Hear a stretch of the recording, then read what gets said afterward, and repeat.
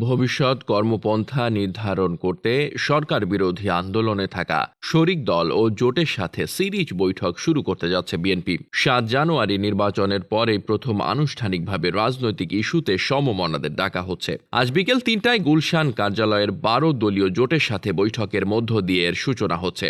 ধারাবাহিকভাবে এই বৈঠক চলবে বলে জানা গেছে। বিএনপি নেতারা জানিয়েছেন, নির্বাচনের পর আনুষ্ঠানিক এই সিরিজ বৈঠকে শরিকদের থেকে প্রাপ্ত মতামতগুলো দলের স্থায়ী কমিটিতে পর্যালোচনা শেষে ভবিষ্যৎ কর্মপন্থা ঠিক করা হবে। ১২ দলীয় জোটের সমন্বয়ক এহসানুল হুদা বলেন, বৈঠকে রাজনৈতিক নানা বিষয়ে আলোচনা হবে। ভারতীয় পণ্য বর্জনে যে আন্দোলন চলছে সেটি কিভাবে আরও জোরদার করা যায় সেটি নিয়ে নেতারা পরামর্শ দেবেন। এছাড়া একতরফা উপজেলা নির্বাচন সহ সরকার বিরোধী আন্দোলনের ভবিষ্যৎ গতিপথ কি হবে তা নিয়েও আলোচনা হবে। দ্বাদশ সংসদ নির্বাচনের আগে সরকারের পদত্যাগ ও নির্দলীয় সরকারের অধীনে নির্বাচনের দাবিতে বছরের অধিক সময়ব্যাপী রাজপথে আন্দোলন সংগ্রাম করে বিএনপি ও তাদের মিত্ররা। কিন্তু তাদের আন্দোলন ও বর্জনের মধ্যে গত ৭ জানুয়ারি জাতীয় নির্বাচন সম্পন্ন হয়। সেই নির্বাচনে নিরঙ্কুশ বিজয়ের মধ্য দিয়ে টানা চতুর্থবারের মতো সরকার গঠন করে আওয়ামী লীগ। নির্বাচনের আগে আন্দোলনের অংশ হিসেবে দেশব্যাপী শান্তিপূর্ণভাবে ভোট বর্জনের ক্যাম্পেইন চালায় বিএনপি।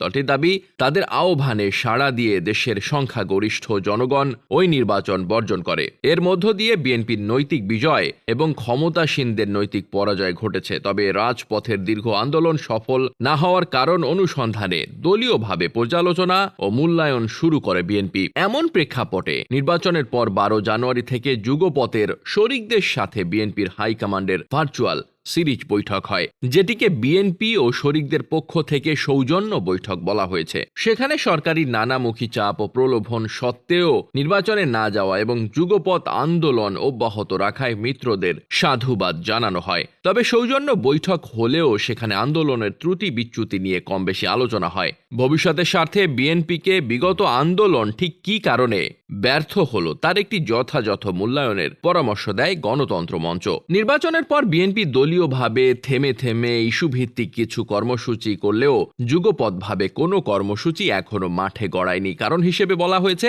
বিএনপির কাছে গত ৩-৪ মাসে সবচেয়ে গুরুত্বপূর্ণ ছিল দলের কারাবন্দী নেতাদের জামিনে মুক্তি করে আনার বিষয়টি। তাছাড়া দীর্ঘ আন্দোলনের পর ক্লান্ত ও বিপর্যস্ত নেতাকর্মীদের বিশ্রাম দেওয়াও ছিল দলটির লক্ষ্য। নির্বাচনের পর থেকে নেতাকর্মীরাও একে একে জামিনে মুক্ত হতে থাকেন। এরপর রমজানে ইফতার মাহফিলের মধ্য দিয়ে সংগঠনে তৃণমূল ও নেতাকর্মীদের চাঙ্গা করার উদ্যোগ নেয় বিএনপি। এ লক্ষ্যে কেন্দ্র থেকে তৃণমূল পর্যন্ত সারা দেশে ৫ শতাধিক ইফতার মাহফিলের আয়োজন করে বিএনপি। ইফতার মাহফিলগুলোতে দলীয় নির্দেশনা অনুযায়ী কারামুক্ত নেতাকর্মীদের ফুলের মালা পরিয়ে বরণ করে নেওয়া হয়। এছাড়া নেতাকর্মীদের চাঙ্গা ও উজ্জীবিত করতে অনেক ইফতার মাহফিলে বিএনপির ভারপ্রাপ্ত চেয়ারম্যান তারেক রহমান ভার্চুয়ালি সংযুক্ত হন।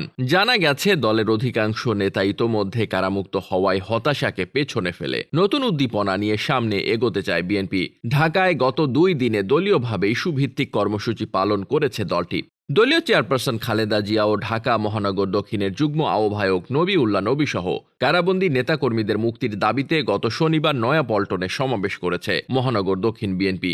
এছাড়া খালেদা জিয়া ও যুব দলের সভাপতি সুলতান সালাউদ্দিন টুকু সহ কারাবন্দী নেতাকর্মীদের মুক্তির দাবিতে গতকাল শনিবার একই স্থানে বিক্ষোভ সমাবেশ করেছে যুবদল।